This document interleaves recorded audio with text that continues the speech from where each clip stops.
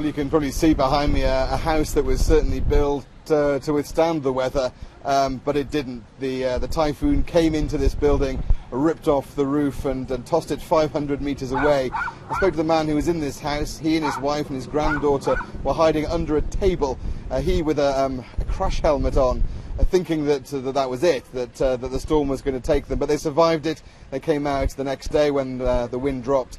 Very, very strong wind come in my house.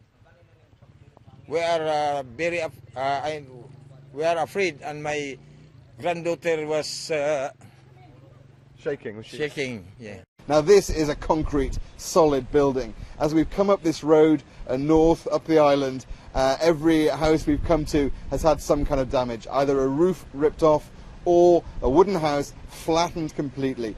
A lady, Gina, took me just a few minutes ago across the road to an area where her house was.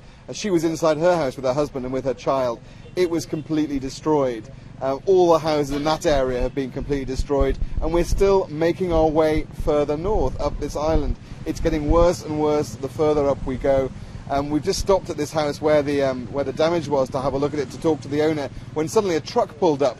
It was a group of people who'd come from Cebu City, 3-4 hour drive away from here. They'd loaded up what they could: rice, water, some tins. They put them in the back of the van. They came up here and they set up a queue of people lined outside waiting to get the little bit of rice that they were giving to them.